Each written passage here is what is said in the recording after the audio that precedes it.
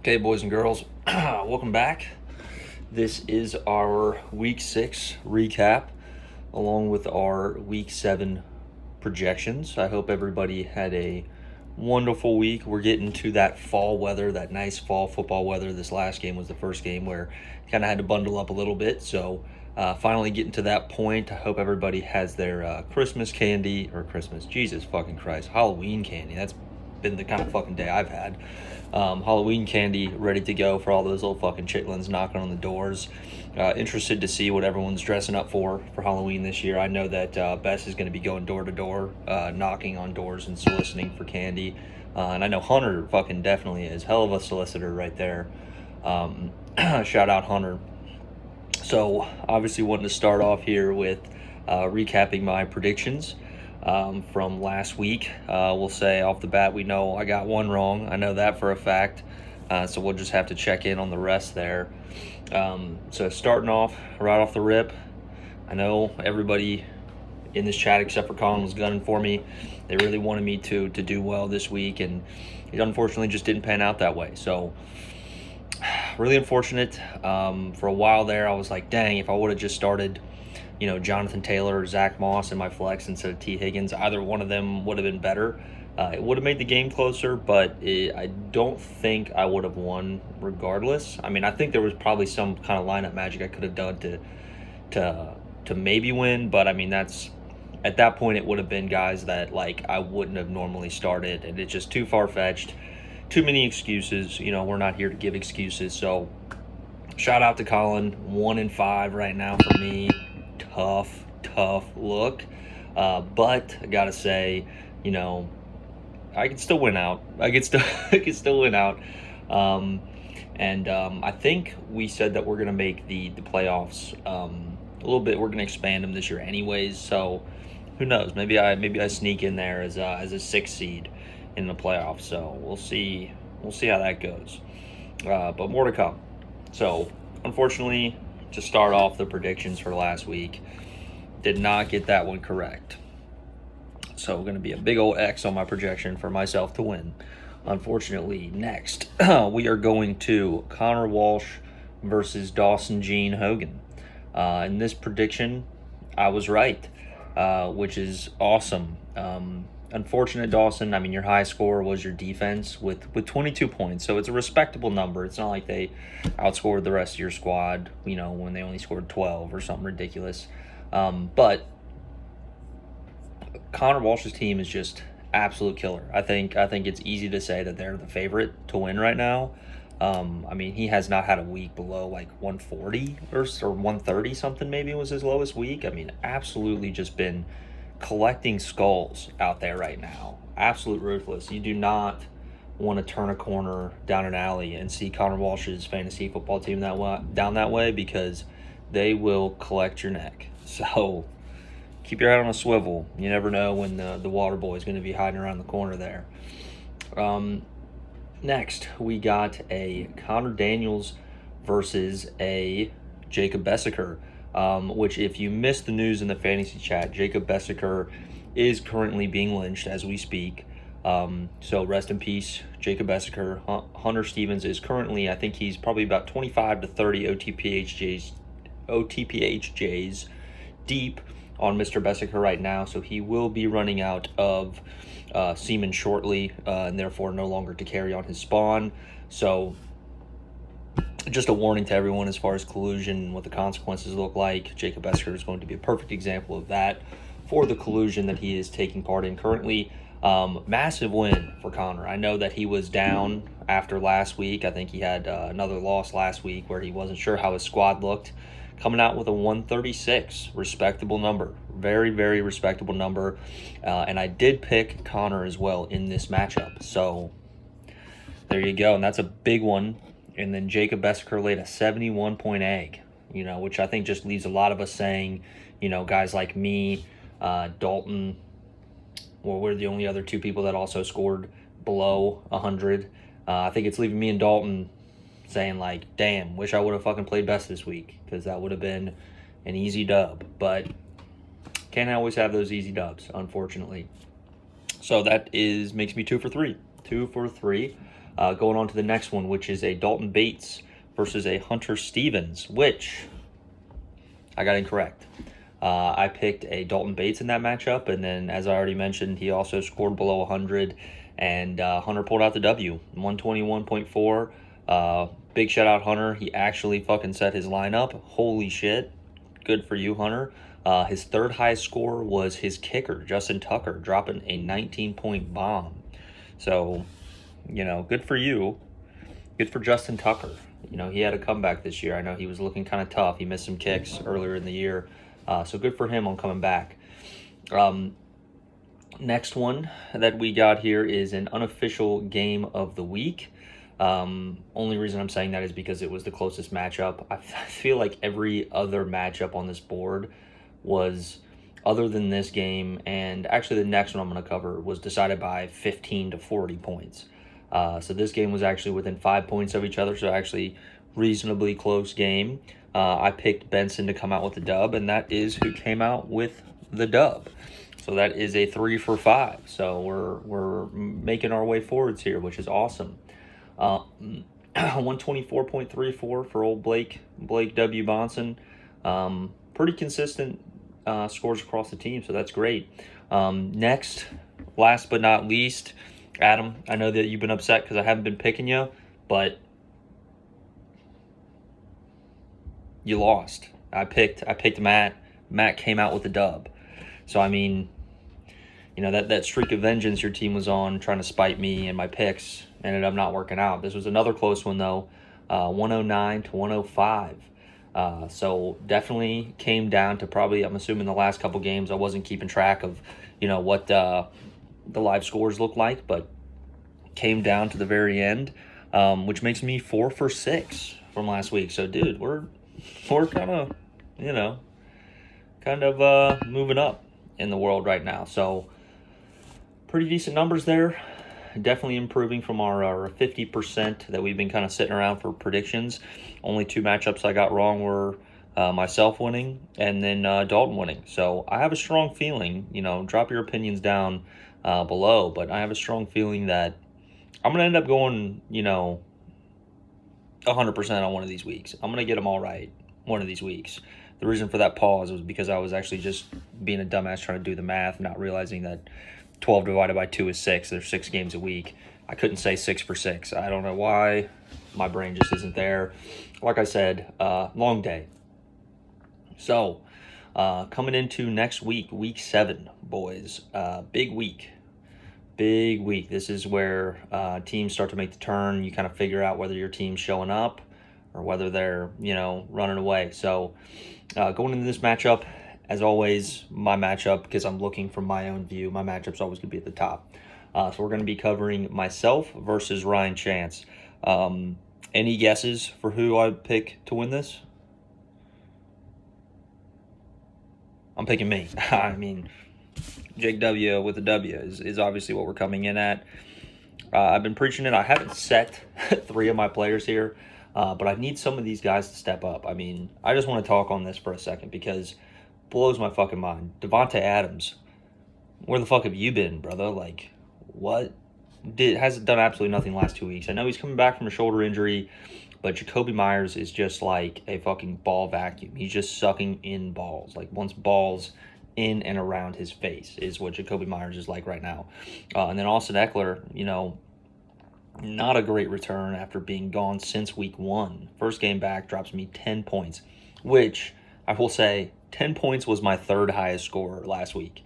He had like 10.2. That was my 3rd highest score. My other 2 people were like DeAndre Swift with like 17 and Tua with 22. And then my 3rd highest was Austin Eckler with 10. So abysmal. Absolutely abysmal. The overall, scores from those guys was just unacceptable. So I'm going to have a sit-down talk with some of those players. But, going into this week, I'm obviously still picking myself. I mean, my projection, I'm only like 20 points behind on my projection, and that's with 3 players that I haven't set in my lineup yet. So my projection is definitely going to be above what Ryan's is. Not that I'm putting too much in projections. I don't do that. I'm not that guy. But like I said, I have to have faith that I'm going to win out the rest of the year. That's the only thing I can do at this point to see any kind of success. So I'm going to put our money on myself, take that to the bank. Next, I think we have a matchup that I think everyone and their grandmother would bet their mortgage on who's going to win this game and sleep solidly and soundly knowing that this is going to be an easy, free money bet. We have a Connor Walsh versus a Jacob Bessiker. Understand, Jacob Bessiker's team's 4-2 on paper. That looks pretty good. But we obviously all know that, Jacob Bessiker has enough holes in his team that if he was the Titanic, it wouldn't even got the chance to hit that iceberg. It'd be down at the bottom of the ocean before it even set sail. So, he's down there right now, unfortunately. He's down bad. Shout out my guy. Maybe throw him some bones, send him a decent trade. No collusion, though, because, as you know, he's fucked. And he can't change his lineup the rest of the year. He's going to be obsolete after his lynching, so he's not even going to be able to change his lineup. So, best of luck to that guy. But I think we all know Connor Walsh is going to get the dub this week. I think that's apparent. Next, we have a Connor Daniels versus a Hunter Stevens. Now, this is an interesting matchup. This one is a tough one to call for me. Hunter hasn't set one of his people yet, but it's looking like their projections are going to be pretty tight. Hunter currently has Kenny Pickett in as his quarterback. I don't know if he's going to change that or not, but questionable decision to say the least. And keep in mind, I could definitely dive into this and look at teams, look at matchups for certain players to kind of make a better educated guess. But as you know, as the last couple of weeks, I'm firing from the hip. I'm pulling it straight out my ass and shooting it out there. I can't think about it too much. That's when mistakes are made. You think about it too much, get too deep in the analytics, you end up making some stupid picks. So what I'm picking here, this is a hard one. I'm going to need to take a second here. I'm going to pick Connor this time. It's a tough one. Don't get me wrong. It's a tough pick. I just think that after the big game that Connor had last week, I think his team's going to follow that up. I think they got a little hungry, and I feel like I got to root a little bit for the guy that's down there near the bottom of the leaderboard with me, or at least he was last week until I lost again and he won. But I got to root for the underdog here, which in this case is Connor. So we're given back-to-back Connors, by the way. Connor J and then Connor W getting W's is what we have it looking like right now. Next, we have a Blake Benson versus a Dalton Bates. Another tough one where it looks like Blake's hasn't set a couple of his people, but once he does, it looks like his projection is definitely going to be above what Dalton's at. I know Dalton's team is a little bit down bad right now. That last week performance, I'm sure he's sitting there disappointed. He's probably DMing all of his players on Instagram and Twitter or X or whatever it's called, Facebook, sending them written letters, just trying to light a fire underneath some of these guys. Not liking some of their situations. I think Aaron Jones has been a tough spot. I know he's coming off an injury. A.J. Dillon's been a big question mark for the last couple of years. Is he going to take over for Aaron Jones? I don't know. Are they a committee? I don't know. So I think there's a lot of that stuff still going on right now. It's a tough pick. I'm very surprised that Trevor Lawrence's projection is as low as it is. I haven't seen who he's playing this week, but I'm assuming that has something to do with it. But his projection's only 15 points. I don't think he's been playing bad enough to only be projected 15. I don't know. This is a tough matchup. In this one, I'm gonna have to say Blake Benson, just because you are just absolutely stacked at the wide receiver position. You have Cooper Kupp, Keenan Allen, Puka Nacua. Some absolute monsters at the wide receiver position. Like I said, I can't remember who you have at quarterback. They can't be too great if their projection's below what Puka's is. But I don't know. I think all three of those guys could all just randomly drop 30 points, and then, boom, you're sitting there with 90, and then who gives a shit what the rest of your players do? So I'm going to give Blake Benson, Blake B is getting the W. That's where we're at. Got two more matchups to go. Next, we have a Adam Burbrink versus a Colin Higas. So In this situation, I will say, Adam, this is your moment to step up. Okay? I'm picking you. I need you to get vengeance on Colin for me after that absolute heartbreaker of a loss that I experienced last week. So I'm going to be picking Adam in this matchup. I mean, I think you got a good team, Adam. Obviously, they definitely shit the bed a pretty decent amount as of last week. Again, I don't love Jordan Love. I think he's overrated. I think they're going to be moving on from him in the near future. I don't think he has any longevity. I think he's a little poopy duty head. I think Brock Purdy's here to stay. He did have a shitty week last week. I know a lot of his haters were just absolutely reminiscing in the fact that he finally lost the game. But I still think he's pretty legit. I mean, I've seen definitely some of the breakdown videos of like his progressions as far as how, like, play progressions and where his eyes go and how he thinks about placing balls, and that, you know, it's not just a system quarterback kind of progression. Like, he's actually making high-level decisions. So I'm going to pick still Adam in this situation, even though I obviously just talked shit about Adam's quarterback and then praised Colin's quarterback. But that has nothing to do with my final decision. Okay, we're still picking Adam to get the dub this week. Congratulations to Adam with my first week picking you. Big deal for you, man. Congratulations. Last but not least, we have a Matthew Reynolds versus a Dawson Hogan. This is a tough one. I think Matt has Dawson pretty big on projections as of right now. I don't know if there's going to be some lineup tweaks going on with Dawson's lineup. Like I said, not looking deep into teams right now to see who's sitting on bench. I'm sure there's probably somebody that we're sitting out last week that you're going to toss in this week.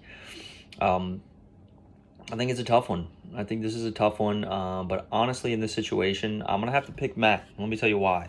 Because I think Patrick Mahomes, I mean, let's just have a conversation about this. I think the Chiefs do not look like the Chiefs of the last 2 or 3 years.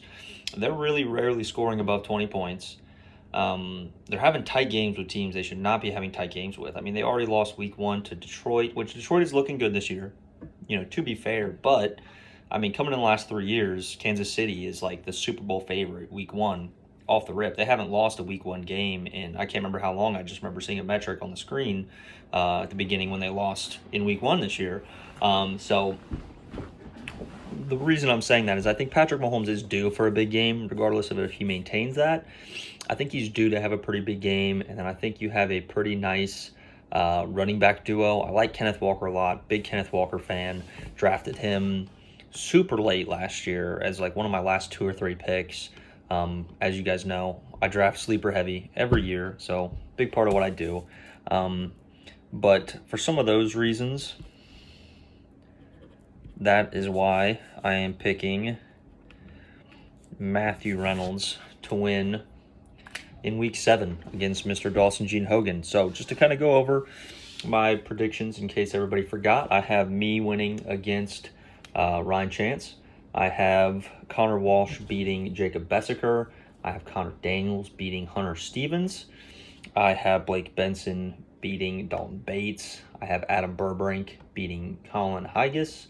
And then last but not least, I have Matt Reynolds beating Dawson. So best of luck to everybody this week. I may be on the lookout for some trades right now. Obviously, had a disappointing week last week. You know, felt good going into the last week. I felt like my guys were all tuned up, ready to go, getting Austin Eckler back. That was going to be my morale piece that really kind of just, you know, set me into the next week. Unfortunately, didn't come out that way. That I know we were all really hoping for. I have faith going forward, though. May need to make some decisions, make some moves. So if you're interested in any of my guys on my team, I got some good pieces to trade with. I just need to put something together. Reach out if you have something. Regardless, let's see. Who is this week's sponsor? Let's see. Oh, yeah. This week's sponsor is Minute Maid. No explanation to why. Week's sponsor is Minute Maid. Regardless, good luck to everybody this week. Congratulations everyone who won last week. Again, all my homies hate Bess. Fuck Bess. He is collusion. if you see him, lynch him. But everybody else, love you guys. Best of luck. Hugs and kisses. XO, XO, XO.